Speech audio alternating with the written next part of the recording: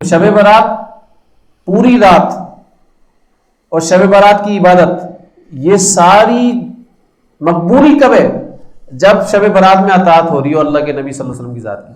ورنہ اگر آپ پوری رات جاگ لو، پوری رات عبادت کر لو، روزہ رکھ لو دن کا، اور اگر آپ نے اطاعت نبی صلی اللہ علیہ وسلم نہیں کی اس رات کے اندر، آپ کی ساری رات کو کالی کر دیا جائے گا. اس رات کو کالا کر دیا جائے گا. بات سمجھ رہے ہیں؟ تو بھائی ایسا نہیں ہے کہ اس رات کی فضیلت ثابت نہیں ہے، یہ رات فضیلت والی ہے. اور فضیلت والی سے کیا مراد ہوتا ہے؟ بہت سارے لوگ ہوتے ہیں کہ بھائی آج بڑی رات ہے، تو اس کے جواب میں لوگ بولتے ہیں کتنی بڑی رات ہے، 2 گھنٹے آگے ہو گئی کیا؟ مطلب روزانہ ایک رات 12 گھنٹے کی ہوتی ہے، تو آج 14 گھنٹے والی رات ہے کیا؟ بھائی اس سے مراد یہ نہیں ہوتا، ٹھیک ہے نا. میں آپ کو بتاتا ہوں بڑی سے مراد کیا ہوتا ہے. بڑی سے مراد کیا ہوتا ہے؟ بڑی سے مراد یہ ہوتا ہے کہ ایک تو آپ یہاں کی گھر کے اندر نماز پڑھ رہے ہو، ٹھیک ہے نا، اس کی فضیلت کچھ اور ہے. اب اس کی فضیلت کو بڑا کر دو گے تو آپ محلے کی مسجد میں نماز پڑھو گے، اس کی فضیلت کچھ اور ہے، اس کا ثواب کچھ اور ہے. ابھی اس کو آپ بڑا کرنا چاہو گے تو آپ مسجد النبوی کے اندر چلے جاؤ گے یا مسجد قباء میں چلے جاؤ گے، اس مسجد قباء کا ثواب الگ ہے، ٹھیک ہے. پھر مسجد قباء کے ثواب کو تھوڑا سا بڑھاؤ گے تو آپ مسجد النبوی کے اندر آ جاؤ گے، اس کا ثواب کچھ اور ہے. پھر مسجد النبوی کے ثواب کو کچھ اور آگے بڑھاؤ گے تو مسجد الحرام میں آ جاؤ گے، اس کا ثواب کچھ اور ہے. مطلب دن وہی ہے، گھنٹے نہیں بڑھ رہے، لیکن اس کی عبادت کا وزن بڑھ رہا ہے، ٹھیک ہے نا. لہذا ایسے ہی سال کے اندر ایسی راتیں آتی ہیں جو اور راتوں سے منفرد ہوتی ہیں، ٹھیک ہے نا. جیسے نماز یہاں پر پڑھو یا مسجد الحرام میں پڑھو، دونوں آپ نے نمازیں پڑھی ہیں، لیکن مسجد الحرام میں پڑھنے کی فضیلت الگ، یہاں پر پڑھنے کی فضیلت الگ ہے. ایسی شب برات میں جاگنے کی فضیلت یا شب برات میں عبادت کرنے کی فضیلت الگ، اور عام راتوں میں عبادت کرنے کی فضیلت کیا ہے؟ الگ ہے. ایک نہیں ہے، ایک نہیں ہے. سمجھ گئے میری بات کو؟ شب برات کی فضیلت باقاعدہ موجود ہے، موجود ہے. بعض علماء حضرات فرمایا کرتے تھے کہ بھائی مختلف اقوال ہیں. بعض علماء حضرات فرمایا کرتے تھے 6 حدیثیں موجود ہیں. بعض علماء حضرات فرمانے لگے کہ نہیں 10 حدیثیں موجود ہیں. تو بعض علماء حضرات فرماتے لگے نہیں 10 حدیثیں نہیں موجود، 17 حدیثیں موجود ہیں اس رات کی فضیلت کے اعتبار سے. اچھا، ایک نقطہ یاد رکھنا اور اصول یاد رکھنا، کسی رات یا کسی بھی چیز کی فضیلت کے اعتبار سے 3 حدیثیں آ جائیں، چاہے وہ حدیثیں ضعیف ہوں، 3 آ گئی ہیں نا، تو علماء حضرات کے یہاں نقطہ یہ اصول یہ ہے کہ کسی بھی چیز کی فضیلت کے اعتبار سے آ جائے وہ حسن کا درجہ اختیار کر جاتی ہے، پکی ٹھکی ہو جاتی ہے. اس کی دلیل کیا ہو جاتی ہے؟ پکی ٹھکی ہو جاتی ہے، تو وہ مستند بن جاتی ہے. یہاں تو 17 ہیں، 3 نہیں ہیں. یہاں تو 6 ہیں، 10 ہیں، 17 ہیں. سمجھ میں آ رہی ہے میری بات ہے؟ اگرچہ 17 کی 17 کیا ہیں؟ ضعیف ہیں، یا 10 کی 10 کیا ہیں؟ ضعیف ہیں. بھئی ضعیف کا مطلب یہ نہیں کہ حدیث نہیں ہے، بیمار ہے. ایک شخص بیمار ہے اس کا مطلب یہ نہیں کہ وہ انسان نہیں ہے، زندہ نہیں ہے، وہ زندہ ہے. اس کو مار مت دینا، ٹھیک ہے نا. وینٹیلیٹر پہ بھی لوگ ہوتے ہیں نا کوما کے اندر، تو اس وقت بھی مجھ سے دعا کروا رہے تھے کیونکہ زندہ ہوتے ہیں وہ. سمجھے میری بات میں؟ تو ضعیف کا مطلب کیا ہے؟ بیمار ہے. بیمار کا مطلب کیا ہے؟ زندہ ہے. حدیث ہے، حدیث ہے، لیکن اس کی صحت کے اندر کیا ہے؟ بیماری ہے. اس کی صحت کے اوپر کلام ہے، لیکن اتنی کثرت کے ساتھ کسی رات کے اعتبار سے حدیثیں آ گئی تو اس کی صحت کے اوپر سے بیماری نام کی چیز بھی اللہ تعالیٰ کی ذات نے ہٹا دی. اب کیا ہوا کہ بھائی اب اس رات کی فضیلت ثابت ہو، ٹھیک ہے نا.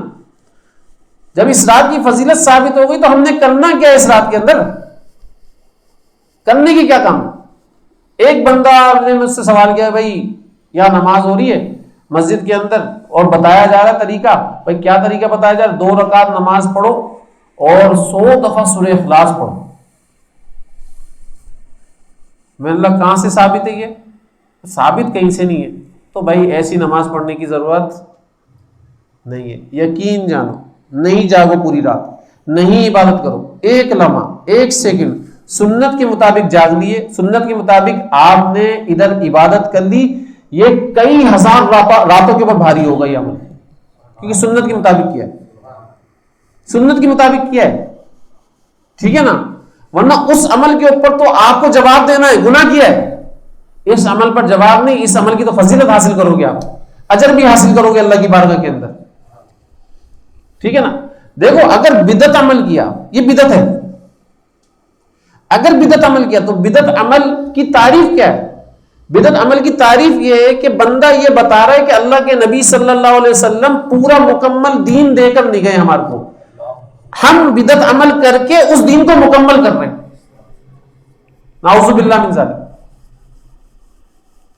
کوئی یہ دعویٰ کر سکتا ہے؟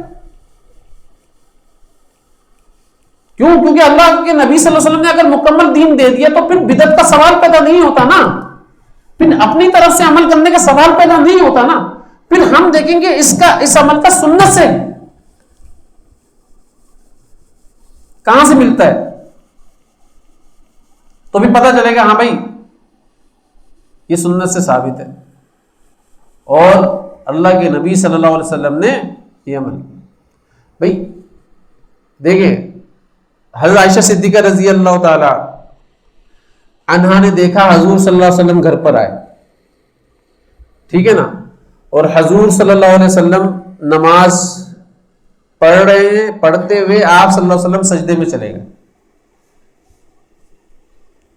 اور سجدے میں اتنی دیر تک رہے، حضرت عائشہ صدیقہ رضی اللہ تعالیٰ عنہ فرماتی میں دیکھتی رہی، میرے دل کے اندر ڈر آ گیا کہیں آپ صلی اللہ علیہ وسلم سجدے سے ہل بھی نہیں رہے، کچھ بھی سانس لینے کی بھی آواز نہیں آ رہی، کہیں آپ صلی اللہ علیہ وسلم اس دنیا سے رخصت تو نہیں ہو گئے۔ اب میرے دل کے اندر یہ ڈر پیدا ہو گیا، میں گئی پاس بیٹھی اور انگوٹھے کو تھوڑا سا ہلایا، جب میں نے انگوٹھے کو تھوڑا سا ہلایا تو آپ صلی اللہ علیہ وسلم نے بھی انگوٹھے کو تھوڑا ہلایا، بتایا میں زندہ ہوں، اس دنیا کے اندر موجود ہوں، موجود ہوں، تو قریب بیٹھ گئی، سنا کیا دعا مانگ رہے، تو پتا چلا ہے کہ بھائی آپ صلی اللہ علیہ وسلم عافیت مانگ رہے سجدے کی حالت کے اندر، کیا مانگ رہے؟ عافیت مانگ۔ اب پتا چلا ہے اس رات کی سجدے کی حالت میں جا کر سب سے بڑی عبادت کیا ہے؟ اللہ تعالیٰ کی ذات سے عافیت کا مانگنا۔ کیا مانگنا؟ عافیت کا مانگنا۔ تو بھائی عافیت مانگو، عافیت بہت بڑی نعمت ہے، صحیح ہے نا؟ کیا ہے؟ مجھے ایک شخص نے مجھے بولا کہ بھائی آپ میرے لیے عافیت کی دعا کر دیں، میں نے کہا میں عافیت کی دعا نہیں کر رہا، میں نے کہا میں عافیت کے مالک کی دعا کر دوں، عافیت کی دعا کروں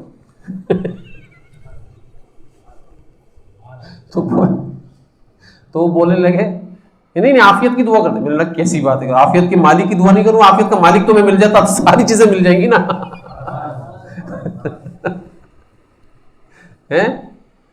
تو بھائی آپ سب لوگ نا عافیت کی دعا مانگو، اللہم انکا عفو کریم تحب العفو فاعف عنی، ٹھیک ہے نا؟ یہ دعا مانگو اللہ تعالیٰ کی ذات سے۔ تو اللہ تعالیٰ کی یہ سب سے بڑا عمل بتا رہا ہوں میں اس رات کا، اگر آپ نے اس رات کے اندر عافیت لے کر اڑ گئے، اللہ اکبر، عافیت کا مطلب سمجھنا بھائی، عافیت کا مطلب کیا ہے؟ عافیت کا مطلب یہ کہ اللہ تعالیٰ کی شفقت کی نگاہ ہر وقت آپ کے اوپر پڑ رہی ہے، اب اللہ ہنس کر دے، ہاں اب آپ سوچو تو صحیح، میں باتیں نہیں تعریف کر رہا ہوں اس کی، صحیح ہے نا؟ عافیت کا مطلب ہر وقت آپ اللہ تعالیٰ کی ذات کی نگاہ کے اندر ہیں، اور اللہ تعالیٰ کی ذات کو آپ دیکھ رہے ہیں، اور اللہ آپ کو دیکھ رہا ہے، اور آپ جب دیکھ رہے ہو تو اللہ تعالیٰ آپ کو مسکرا کر دیکھ رہے ہیں۔ اب آپ کو کتنا اچھا لگے گا. پھر حضرت عائشہ صدیقہ رضی اللہ تعالیٰ نے ایک دعا اور مانگا کرتی تھی, اللہم حاسبنی حسابا یسیرا, کہ اے اللہ میرا حساب آسان لے. تو اللہ کے نبی صلی اللہ علیہ وسلم سے پوچھا, اے اللہ آسان حساب کہتے کس کو ہے, کیسے لے گا اللہ تعالیٰ آسان حساب؟ فرمانے لگے آپ صلی اللہ علیہ وسلم, اے عائشہ آسان حساب یہ کہ ایک بندہ اپنے اعمال نامے کے اندر خوب گناہ لے کر آئے, خوب گناہ لے کر آئے. اگر یہ دعا قبول ہو گئی ہے, اگر یہ دعا قبول ہو گئی, آسان حساب کا مطلب کیا ہے, خوب اس کے نامہ اعمال میں بھرے پڑے ہوئے, دفتر کے دفتر لے کر آیا. اللہ تعالیٰ کی ذات نے بولا یوں کر کے دیکھ کر, جنت میں جا جلدی سے دیکھیں اور کیا کریں, جنت میں بھیج دو. ٹھیک ہے نا, یہ آسان حساب کا مطلب ہے. بھئی اللہ تعالیٰ کی ذات سے دعا مانگو, اے اللہ ہمارا بھی آسان حساب ایسے ہی لے لے, کیونکہ یہ تشریح آپ صلی اللہ علیہ وسلم کر رہے ہیں, کوئی اور نہیں کر رہا. یہ تشریح کوئی اور نہیں کر رہا ہے, یہ تشریح آپ صلی اللہ علیہ وسلم کر رہے ہیں کہ بھائی آسان حساب کا مطلب یہ, اے عائشہ صحیح ہے نا, کہ اللہ تعالیٰ یوں دیکھ کر کیا بولے, چل جنت میں جا, یہاں کیا کر رہا ہے. تو مجھے اور آپ کو بھی کیا چاہیے, اے اللہ اعمال نامہ آپ دیکھیں, کوئی اور دیکھیں گے نہیں. اچھا اب جب یہ دیکھا, اور دیکھنے کے اندر آپ اس کی حکمت سمجھ, دیکھنے کے اندر یہ دیکھنے والا کسی کو بتا بھی نہیں رہا اور اس کو پتہ بھی چل رہا ہے, ارے یار یہ 25% مارکس لے کر آئے, اس میں تو میڈیکل کا داخلہ بھی نہیں ملے. پھر بولے چل ٹھیک ہے میڈیکل کے اندر تیرے کو داخلہ دیا, صحیح ہے نا. تو کیا مطلب ہے اس کا, ہے کہ بھائی آپ کو جنت کا داخلہ دے دیا, سامنے بتایا جا رہا ہے, اس کی مارک شیٹ سامنے دکھائی جا رہی لوگوں کو, یار اس کی مارک شیٹ بہت اچھی تھی جبھی تو اللہ تعالیٰ بول رہے ہیں جا جنت کے اندر. مطلب آپ کو ان کی لوگوں کی نظروں کے اندر بھی گننے نہیں دے رہے اللہ تعالیٰ. یہ ہے حاسبنی حسابی. اللہ کی نگاہ کے اندر آپ بلند ہو گئے, جب اللہ کی نگاہ کے اندر بلند ہو گئے, اللہ نے کہہ دیا جاؤ جنت کے اندر, تو لوگ بھی آپ کے اوپر رش کر رہے گے, یار اس کا حساب کیسا ہوا, کیا ہوا یار, یہ کیا لے کر آیا تھا نام اعمال کے اندر جو اس کے اوپر بولا کہ جاؤ جنت کے اندر. تو بھائی ہم سب کو مانگنا چاہیے, ہم سب کو مانگنا چاہیے, اے اللہ ہمارا حساب آسان. اور یہ کون مانگ رہا ہے دعا, حضرت عائشہ صدیقہ رضی اللہ تعالیٰ عنہ مانگ رہی ہیں. جب وہ مانگ رہی ہے, میں اور آپ بھی نہیں مانگتے یار, میں اور آپ کیا کر رہے ہوتے ہیں. دیکھو اللہ تعالیٰ کی ذات کو اعمال کے اندر گنتی نہیں چاہیے. میں نے بولا بھائی آج تو میں نا 100 رکعتیں پڑھ دوں گا, یہ چاہیے نہیں اللہ تعالیٰ کی ذات کو, گنتی چاہیے نہیں. یقین جانو اللہ کی قسم, اعمال کے اندر جو وزن پیدا ہوتا ہے وہ اللہ کے نبی صلی اللہ علیہ وسلم کے عمل سے ہوتا ہے, ان کی سنت سے ہوتا ہے, باقی نہیں ہوتا اعمال کے اندر وزن. اگر آپ اعمال کو وزن دار بنانا چاہتے ہو, سنت کے اوپر آ جاؤ اس رات کے اندر, بدعت سے نکلو, بدعت سے نکلو گے. آپ بہتان لگا رہے ہو اللہ کے نبی صلی اللہ علیہ وسلم کی ذات کے اوپر, اپنے نبی پر, کہ آپ نے ہمارے کو کامل دین نہیں دیا, نعوذ باللہ من ذالک, اور ہم نے آپ سے کامل دین نہیں لیا. اب جو لوگوں نے ہمیں سمجھایا یہ کامل ہے, نعوذ باللہ من ذالک. بدعت کا مطلب یہ ہے. آپ بہتان لگا رہے تو لگاؤ گے, اپنے نبی پر یہ بہتان لگا سکتا ہے کوئی؟ تو دیکھو نا سیرت کے اندر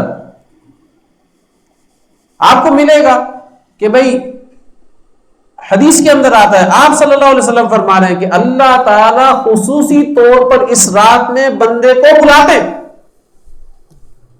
آجا خلوت کے اندر, خلوت کے اندر آجا, اور دونوں بیٹھ کر نا باتیں کرتے, تو مجھ سے اپنا دکھڑا رو اور میں تیرے سامنے نچھاور کرتا ہوں رحمتوں کی بارش, چل آ تجھ کو بلا رہا ہوں, بیٹھ میرے سامنے اور بیٹھ کر باتیں کر, میرے سے میرا پیار لینا چاہتا ہے, چل لے لے مجھ سے میرا پیار, مجھ سے میرا عشق حاصل کرنا چاہتا ہے, چل لے لے, چل کر لے مجھ سے میرا عشق حاصل, مجھ سے میرا رسول مانگ رہا ہے, چل دے دیا تجھے, چل.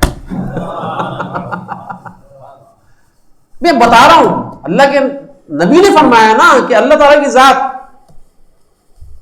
پہلے آسمان پر آ جاتے قریب, اس سے مراد کیا ہے پہلے آسمان سے, اللہ تعالیٰ کی ذات کی رحمت اتنی قریب ہو جاتی ہے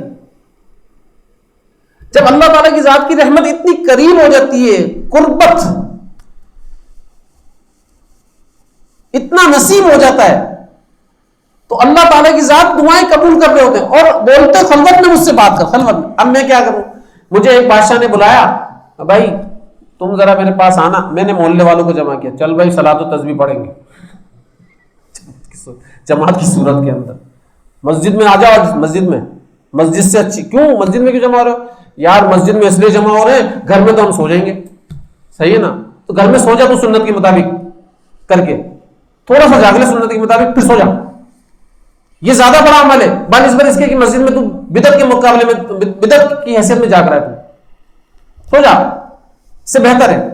تو آپ کیا کرو، آپ بھائی خلوت کے اندر آ جاؤ اور سب کو بولو بھائی اپنے اپنے گھروں کے اندر جاؤ، آج مجھ سے کوئی بات نہیں کرنا، آج میں اپنے رب سے بات کروں گا، صحیح ہے نا؟ مجھے نہیں معلوم اس شب برات کے اندر میرے لیے کیا فیصلہ ہونے والا ہے، مجھے نہیں معلوم ہے، آج میں اپنے رب سے بات کروں گا، آج تو میں اپنے رب سے اس کی رضا مانگوں گا، اس کا حبیب مانگوں گا، اپنے لیے عافیت مانگوں گا، سب کچھ مانگوں گا، آج میرے کو کوئی نہیں روک سکتا۔ تو بھائی ایک بادشاہ آپ کو بلا رہا ہو، آپ بولو نہیں بھائی ہم تو مجمع کی صورت میں آ رہے ہیں بادشاہ کے پاس، بادشاہ بول رہا ہے اکیلے آئیے، آپ بولو نہیں میں اکیلا نہیں آؤں گا، نہیں مجھے ڈر لگ رہا ہے آپ سے، بھائی بادشاہ کی کرم نوازی کے اوپر شک، کریمی کے اوپر شک، او بھائی وہ تیرے کو اکیلا بلا رہا تھا نا، تو اکیلے جا، اکیلے جا کر بات تو کر، تو اس کا پیار تو دیکھ، تو اس کی محبت تو دیکھ، کیسے سمجھاؤں یار، اسے بات تو کر، مزہ آئے گا، بات کرنے میں مزہ آ رہا ہوگا، اکیلے میں یقین جانو جیسا نبی جی نے فرمایا ہے ویسا یقین بھی کرنا، ہم اللہ کے ساتھ بیٹھے ہوئے، اللہ ہمارے ساتھ بیٹھا ہوا کیونکہ نبی جی نے فرمایا، اب ہمارے کو کچھ اور سوچنے کی ضرورت نہیں، نبی جی نے فرمایا، اور ایسے ہی بات کرو جیسے بیٹھے ہوئے۔ ہو سکتا ہے جب یہ یقین مضبوط ہو جائے تو آپ کو اللہ اپنی جھلک بھی دکھا دے، کچھ ہو سکتا ہے کوئی یقین کرو اس بات کے اوپر، کوئی ناممکنات میں سے تو کچھ بھی نہیں ہے نا، ہے کیا ناممکنات میں سے کچھ؟ بھائی اللہ دکھانا چاہ رہے ہو تو کوئی روک سکتا ہے؟ اللہ کا حکم اللہ کے اوپر حاکم ہوگا کیا؟ بتاؤ مجھے، اللہ کا حکم اللہ کے اوپر حاکم ہوگا کیا؟ بھائی اللہ تعالیٰ کی ذات نے جیسے بولتے ہیں کہ بھائی کسی کی تقدیر بری ہے تو لکھ دیے تو آپ اس کو اچھا نہیں کر سکتے کوئی، تو بھائی اللہ تعالیٰ کر سکتے نہیں کر سکتے؟ اس تقدیر کو اچھا کر سکتے نہیں کر سکتے اللہ تعالیٰ؟ اگر نہیں کر سکتے تو اللہ کے نبی صلی اللہ علیہ وسلم حدیث کے اندر دعا ہی نہیں سکھا رہے ہوتے تقدیر کو اچھا کرنے کی، صحیح بتا رہا ہوں، پناہ مانگی اللہ کے نبی صلی اللہ علیہ وسلم، اے اللہ میں بری تقدیر سے پناہ مانگتا ہوں، اس کا مطلب کیا ہے کہ اگر تقدیر کے اندر کوئی بری بات لکھی ہوئی ہے تو میں اس سے پناہ مانگ رہا ہوں، اللہ کے نبی سکھا رہے ہیں، اللہ تعالیٰ چینج کر سکتے ہیں اس لیے سکھا رہے ہیں۔ اور پھر ہمارے حضرت فرمایا کرتے تھے کہ بھئی اپنے سوء قضا کو حسن قضا سے اللہ تعالیٰ کی ذات سے بولا کرو تبدیل کر دے، اگر ہماری تقدیر کے اندر یہ لکھا ہے کہ ہمارا حرام موت ہونی ہے، ہماری اللہ آپ کے حکم پر موت نہیں ہونی، آپ کی شریعت کے اوپر موت نہیں ہونی، اے اللہ اگر یہ ہماری تقدیر میں لکھا ہے اس کو چینج کر دیں اور آپ یہ لکھ دیں میری شریعت کے اندر ہی تیری موت ہوگی، میری رضا میں تیری موت ہوگی، آپ اس کو یہ لکھ دیں، تو اللہ تعالیٰ کی ذات پھر ویسا کر دیں گے۔ اب اکیلے میں مانگو تو صحیح، بیٹھو تو صحیح، بات تو کرو اللہ تعالیٰ کی ذات سے۔ اب خلوت کے اندر ہم جاتے نہیں ہیں، جلوتوں کے اندر بیٹھے ہوئے ہوتے ہیں، او بھائی جلوت کے اندر مت بیٹھو، آپ شیخ کے پاس بیٹھو نا، شیخ نے آپ کو لے کر بیٹھا ہے، اس دن بیان ہو رہا ہے، کچھ ہو رہا ہے، تو بھائی آپ بیان سن کر کیا کرو، یہ صحبت ہے، یہ صحبت بھی سنت ہے، آپ بیان سن کر فوراً کہاں چلے جاؤ، خلوت کے اندر تنہائی کے اندر کیا کر رہے ہو؟ شیخ موقع دیتا ہے ان باتوں کا کہ بھائی اب 1.5-2 گھنٹے رہ گئے، اس کے اندر کیا کرو، اللہ کی ذات سے خلوت کے اندر بات کر لو۔ تو آپ نے بات کرنی نہیں کرنی بھائی، اگر جلوت میں ہوں گے تو یہ بادشاہ کی توہین ہی نہیں ہے، اس نے آپ کو خلوت میں بلایا تھا، ٹھیک ہے نا؟ ہاں اس شب برات کا رکن اعظم، اس کے بغیر شب برات ہی نہیں کہلائے گا، یہ بات یاد رکھنا، جیسے حاجی نہیں کہلائے گا اگر وقوف عرفہ کے اندر نہیں ٹھہرا تو، ایسے ہی رکن اعظم کے اندر شبراتی نہیں کہلائے گا اگر اس نے حلوہ نہیں بنایا گھر کے اندر. ٹھیک ہے نا؟ حلوہ بنانا نہایت ضروری ہے. سمجھ رہے ہو آپ میری بات کو؟ اچھا اس سے کون خوش ہوگا؟ پتہ نہیں اس کے بارے میں کہاں سے روایتیں لے کر آ گئے، کہاں سے گھڑ لی ہیں اپنی طرف سے، اللہ معاف فرمائے. پھر اسی کو پیش کر رہے ہوتے ہیں، اسی کو بتا رہے ہو. یہ رکن اعظم ہے.